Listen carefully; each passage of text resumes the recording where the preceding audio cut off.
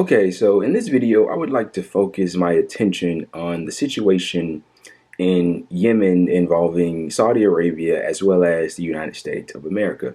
So recently, a resolution was introduced by Mr. Rand Paul and Mr. Bernie Sanders, who are both senators, and they are in agreement, as they usually are, on this topic of issues as it pertains to war, to stop the U.S. in aiding or to stop the U.S.'s aid of the genocide that Saudi Arabia is currently inducing on the Yemeni population.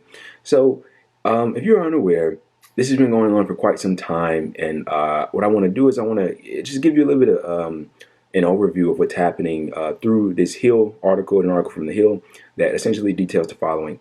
The White House on Tuesday pushed back against the Senate's bid to block the Biden administration's first major arms sale to Saudi Arabia over the country's involvement in Yemen's civil war. In a statement of administration policy, the White House said it strongly opposes the joint resolution of disapproval to block a proposed $650 million weapons sale to the Saudi government that the Senate is set to consider on Tuesday evening.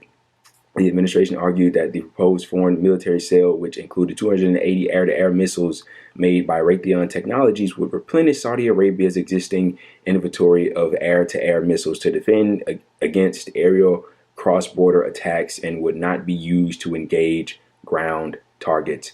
But Senator Rand Paul does not seem to agree. Paul, who introduced the joint resolution along with Mike Lee, the Republican from Utah, and Bernie Sanders, the independent from Vermont, in November, argued earlier on Tuesday that Saudi Arabia's role in Yemen's civil war, including on-air and naval blockade of Yemen, is an abomination. And this is from Rand Paul himself. For years now, ships that would otherwise carry food, fuel, and medicine are turned away by the Saudi-led coalition, depriving the Yemeni people of the necessities to sustain civilization. And that is completely true. That is completely true. They are not only killing hundreds of thousands of people in Yemen by bombing them, and of course through other means as well, but they're actually starving those people by preventing food and resources to go to the people that are in that region. I mean, it's an egregious offense, and the Biden administration is coming out saying that no, they need these weapons for their defense. Now, earlier in this year, or it may have been last year, I'm not too sure, but some point in the past, Joe Biden and his administration came out and said that the U.S. will stop offensively aiding Saudi Arabia and they will only help with defense. Well, immediately you notice a contradiction there. Well, what do you define as defense? They can just define everything as defense, even if they attack on the offensive, which is essentially what's going on over there. They're just, exterminating these people, and they just call it defensive. Okay, just so a little bit of brief history before I really get into the crux of this, because this entire situation is extremely interesting from a multitude of angles. So the Sunni-led government in Yemen was overthrown. The Sunni-led government was an ally of the Saudi Arabia government, who were also Sunni Muslims, and they were overthrown by the Shia Houthis. And ever since then, they've been at odds with Yemen because, they are Sunnis and Shias. They don't mix. I'm going to assume that you're hip to that, but essentially that's been going on ever since.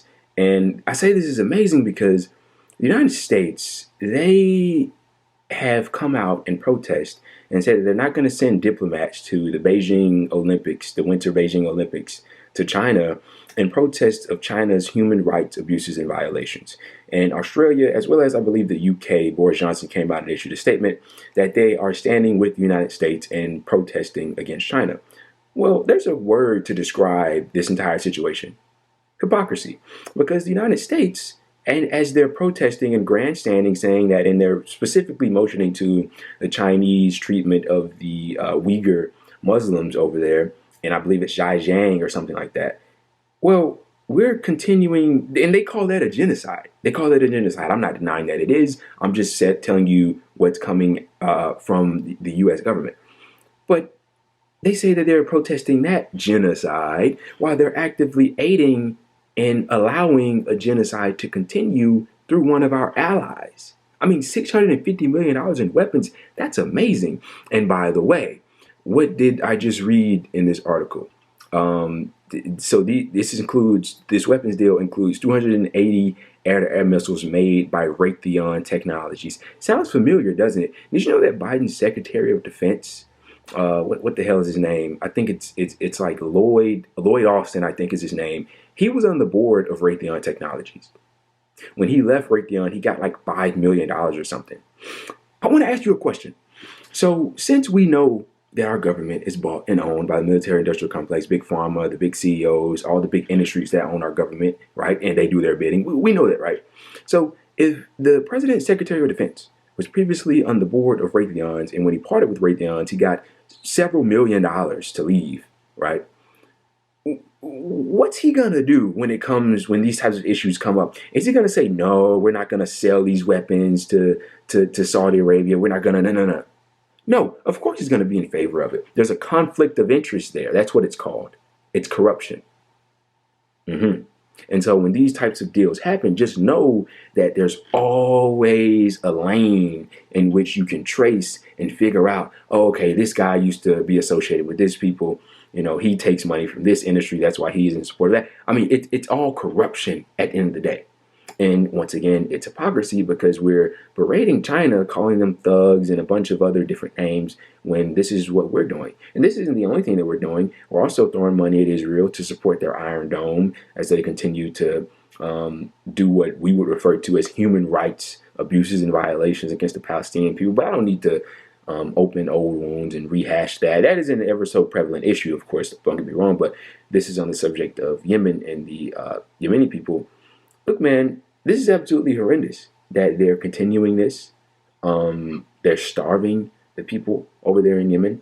And as I alluded to before, we have the unmitigated gall to criticize China and protest them and berate them for what they're doing to their oppressed people over there in that region of the world when this is what we're doing. Look, man, kudos to Bernie Sanders. Kudos to Mr. Rand Paul for this. And I almost forgot.